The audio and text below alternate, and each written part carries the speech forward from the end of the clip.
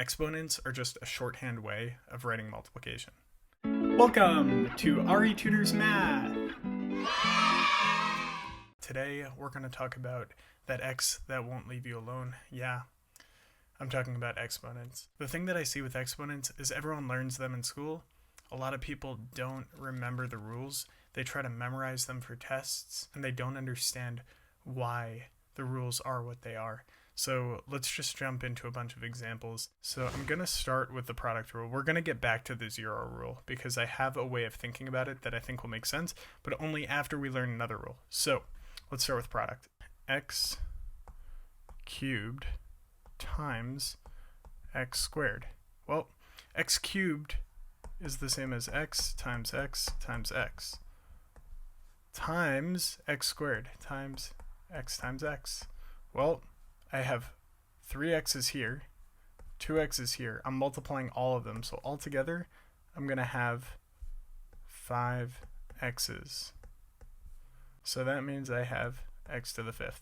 So when I have x cubed times x squared, I add them because I'm talking about 3 x's and then 2 x's. Cool. That is the product rule. One thing to note also is they need to have the same base. So this wouldn't work. I failed to mention this, but this wouldn't work if I have y cubed times x squared. I couldn't combine the exponents here because the bases aren't the same. So I'm not dealing with apples and apples, I'm dealing with apples and oranges in that case. So yeah, we're always talking about the same base in these problems. And let's do quotient rule. Quotient rule, let's say I have x to the 5th divided by x squared. Well, that's the same as x times x times x times x times x divided by x times x. I'm going to stick a times 1 on both of these. That doesn't do anything mathematically, but it might make it a little easier once we cancel things out. So we could cancel out like terms on the top and bottom. I could cross out this x with this x. I could cross out this x with this x. And I'm left with 3 x's, x to the 3rd divided by 1. And that's the same as just x to the 3rd. The reason I put those 1s over there is because I did have a student one time where we didn't have a 1, and my student thought that we would just have 0 in the denominator after we canceled out the x's. So I just wanted to make sure, in case any of you guys struggle with that, where you cancel out the denominator and you think it's a 0, you could just imagine that you multiply the top and bottom both by 1. So you're always going to have a 1 in the denominator once you cancel it out. The shortcut and the rule that you're taught in class is x to the 5th divided by x squared is equal to x to the 5 minus 2. And that's true. And this is why, because they're canceling out. We're canceling out 2 of the x's here, over here, with 2 of the x's here, and we just have 3 x's in the end. Cool. Now I'm going to use the green marker, and I'm going to go backwards to the 0 rule. And I found this awesome explanation for why x to the 0 is equal to 1. So we just learned with the quotient rule that we subtract exponents when we are doing division. Let's imagine we have x squared divided by x squared. Sorry, I cheaped out on the stylus, so I don't have the official Apple stylus. I have like this knockoff brand. So x squared over x squared, we know that's equal to 1 because it's a number over a number, or like some entity over the same thing. 5 over 5, 10 over 10, anything like that is equal to 1. But we also know that when we have division, we could subtract the exponents.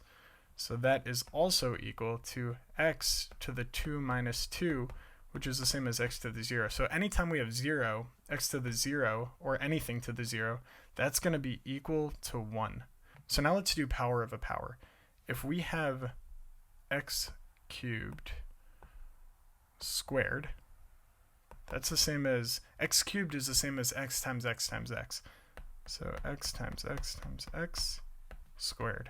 And if we're squaring it, that means we're multiplying it by itself.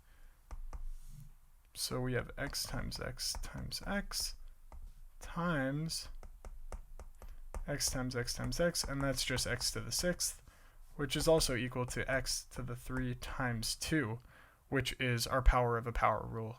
So I always think if you're ever confused about an exponent problem, expand it. Instead of writing x to the fifth, write x times x times x times x times x and treat it the way you would any other problem with some variable. I really think people get caught up in trying to use these shortcuts and then forgetting the rules, trying to memorize these shortcuts, forgetting the rules, and not remembering. Exponents are just a shorthand way of writing multiplication. Let's do power of a product. So if we have like x times y cubed, that's equal to xy times xy times xy, which we could reformat. This is the same as x times x times x times y times y times y, which is the same as x cubed times y cubed, which at the beginning, when we just have like x times y cubed, the shortcut is to just say, okay, this 3 goes in here and it goes in here. X cubed, y cubed. And this expansion and this reformatting kind of shows you why that's the case. Power of a quotient. Let's imagine we have, let's do this a little differently. Let's say 1/2 to the third power. Well, that's equal to 1/2 times 1/2 times 1/2. And that's equal to 1/8. Also, if we just stick the 3 in the top and the 3 in the bottom, we have 1 to the third over 2 to the third, which is 1/8. This will work with any fraction. So the shortcut is that when you have a product or you have a quotient like this, you could just bring that exponent in, assuming that it's in parentheses. So we have 1/2 in parentheses. All of it is being raised to the third power. That means the 1 is being raised to the third power, the 2 is being raised to the third power. Negative exponent rule is like this. If I have x to the -3 power, that's the same as 1 over x to the third power. So in order to make that exponent positive, I have to bring the whole thing into the denominator. That's the rule. Now, if you want to understand why that is, let's imagine we have x squared divided by x to the fifth. Well, we know from our quotient rule that that's equal to x to the 2 minus 5, which is equal to x to the -3rd. And we also know that we could cancel out, we have x times x over x times x times x times x times x, and that's equal to 1 over x times x times x, because I canceled out 2 x's on the top and bottom, which is 1 over x to the third. And so again, we could connect the quotient rule to the idea of negative exponents. And finally, I'm going to try to make my way through fractional exponents. I didn't prepare anything on this, but then again, I never prepare for anything. So let's imagine, for instance, we have 4 to the 3/2. Here's how I would think about this. I know from the product rule that 4 to the 1/2 times 4 to the 1, I could add those exponents. So that would equal 4 to the 3/2. Now, if I know that 4 to the 1 is just 4, and if I know that 4 to the 1/2, well, that's the same as the square root of 4, right? Square root of 4, and that's equal to 2. I just have 2 times 4, which is 8. And that's my answer. One other way of thinking about this is I could cube first. I could say, okay, 4 cubed, that's equal to 4 times 4 times 4, which is equal to 64.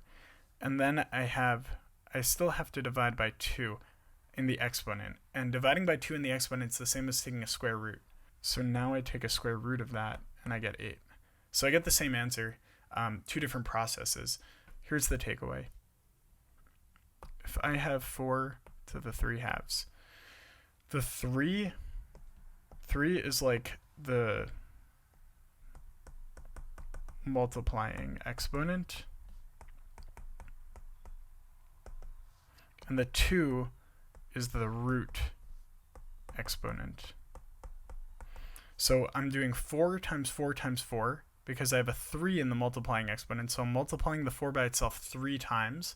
And then the 2 is the root exponent. I'm taking it to the second root, the square root. Let me just drive this home with one more example. If I have 6 to the 5/3, that means I'm going to have 6 times 6 times 6 times 6 times 6, which is 6 to the 5th, to the cube in a cubed root. And roots are the opposite of exponents. So if you take like 8, square it, you get 64. But if you take the square root of that, you get back to 8. Anyway, I hope you have an awesome day. Like, comment, subscribe, please. And if any of you are looking for a math tutor, I'm available. Hit me up at aritutorsmath@gmail.com. Peace out.